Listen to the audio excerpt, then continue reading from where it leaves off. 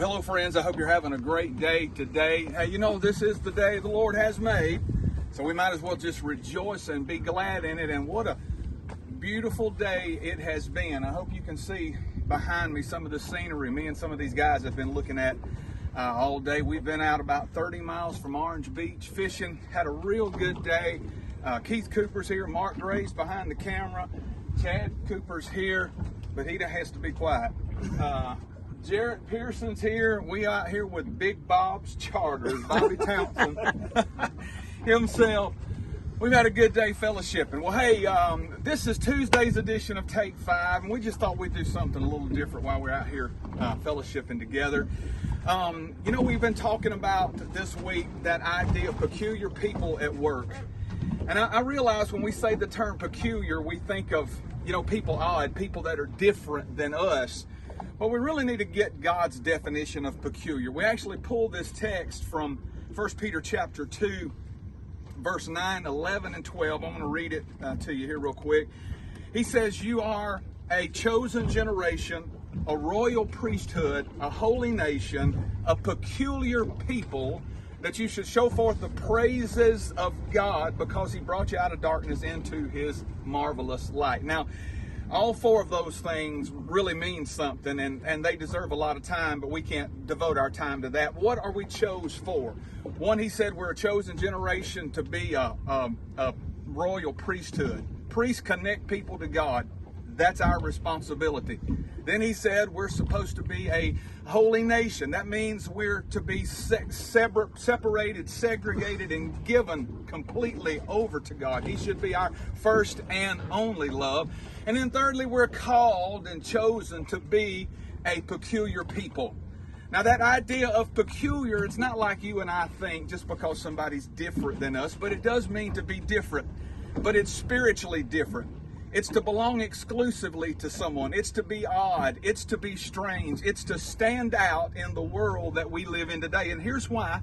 Because when you get to verse 11, Peter said, "I beseech you as pilgrims and strangers." So that means here in this world, we're just passing by. This is a temporary home to us. Our citizenship is in heaven, not here. And so he says, while we're here in this world, that we should not let the world overwhelm us by its sin. Then the 12th verse is what really gives us our assignment as these aliens here in the earth. He says that we're to have our conversation honest among the Gentiles, that even though they speak evil against us, by the good works, the good lives, the holy lives that we live, they could see a difference in us. That's what makes us peculiar. Now, evangelism, that whole concept is something that people struggle with. We don't like to do one-on-one stuff. We feel safe inside of our churches, you know, when we're all there together.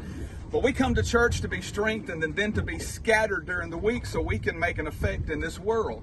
And the places that we're going to affect people are at work, at home, and then wherever we interact with people socially, whatever that is. This week, we're dealing with that idea of peculiar people at work, because work is something that people struggle with in living for God, because it's hard, because people press your buttons, foremen and employees, and bad situations and hard things come, and it really presses your buttons, and a lot of us don't do well at living godly there, but we've got to do it because that's an opportunity God has given us to win the lost. Now, when you think about this idea of work, I know people have different opinions about the idea, and especially today when nobody wants to work, people have such different opinions, but it was never punishment. It was something God intended for us to do from the very beginning in Genesis chapter 2, and this is too small for me to read, so I'm just going to tell you what it says. From the very beginning in Genesis chapter 2, verse 1, 2, and 3 says that God worked in creating all of creation, and then He put man in it to work it and to take care of it. So work's our responsibility. It's what God created us to do. And He's so serious about this thing that in 2 Thessalonians, He said, if you don't work, you shouldn't eat. Now, that's a new revelation for some people in this day today that feel like they are so entitled. But God's serious about this work thing.